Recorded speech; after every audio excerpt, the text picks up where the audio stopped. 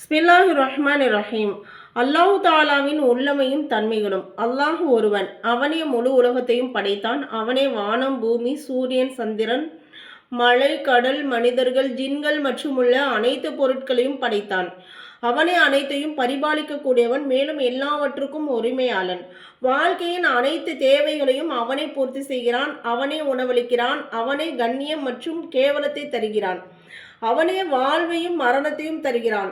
அவன் ஒரு விஷயத்தை முடிவு செய்து விட்டால் குன் ஆகுக என்றும் கூறுவான், அது உடனே ஆகிவிடும்.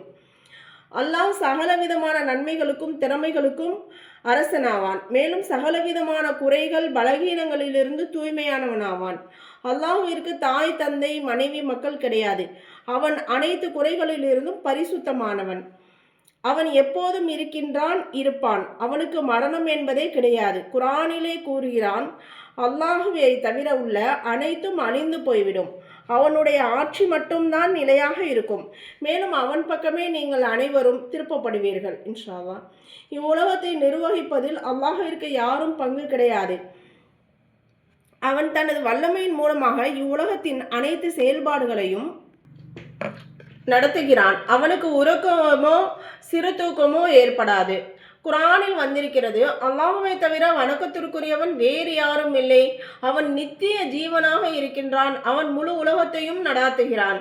அவனுக்கு உறக்கமோ சிறு தூக்கமோ ஏற்படாது. மேலும் வானங்களில் உள்ள அனைத்தும் பூமியில் உள்ள சகலமும் அவன் ஒருவனுக்கே சொந்தமானவை. அல்லாஹ் தனித்துவமிக்கவனாக இருக்கின்றான். அவனை போன்று யாரும் கிடையாது. உலகத்திலே அவனை யாரும் பார்த்ததில்லை, பார்க்கவும் முடியாது.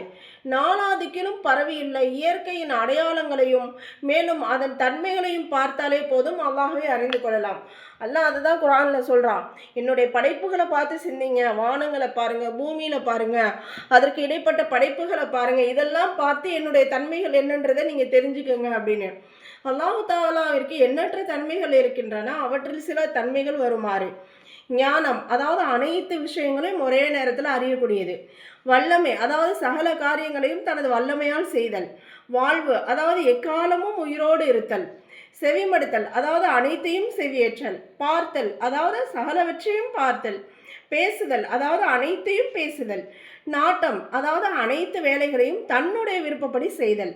அல்லாஹ்வின் தன்மைகள் சம்பந்தமாக நமது அகீதா இவ்வாறாக இருக்க வேண்டும். பாயிண்டாக கொடுத்துருக்காங்க. 1, அல்லாஹ்வின் தன்மைகள் அனைத்தும் எப்போதும் இருந்து கொண்டே இருக்கும். அல்லாஹு தாலாவின் தன்மைகளில் கூடுதல் குறைவே ஏற்படாது. அதாவது அல்லாஹ்வின் தன்மைகளில் சில குறையும் அல்லது முடிந்துவிடும் அல்லது அதிகமாகும் என்பதற்கு முற்றிலும் சாத்தியமே இல்லை. அல்லாஹு தாலாவின் தன்மைகள் படைப்பினங்களைப் போல் குறையுடையது அல்ல. உதாரணமாக, நாம் ஒரே நேரத்தில் அனைத்தையும் அறியவோ கேட்கவோ பார்க்கவோ முடியாது. ஆனால் அல்லாஹு தாலா ஒரே நேரத்தில் அனைத்தையும் அறிவான், கேட்பான், பார்ப்பான்.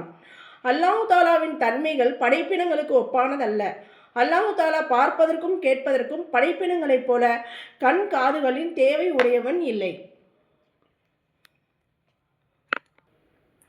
திருக்குரானில் வந்துள்ளதாவது, அல்லாஹ்வை போன்று எதுவும் கிடையாது. மேலும் அவன் அனைத்தையும் கேட்கிறான், அனைத்தையும் பார்க்கிறான். அல்லாஹ் தாலாவின் உள்ளமை மற்றும் தன்மைகளின் மீது நம்பிக்கை வைத்தல் அவசியமாகும். எவர் அல்லாஹ்வின் உள்ளமை மற்றும் தன்மைகளில் ஏதாவது ஒன்றை ஏற்காவிட்டாலோ அல்லது சந்தேகம் கொண்டாலோ அவர் முஃமினான மனிதர் அல்ல அப்படின்னு சொல்றாங்க.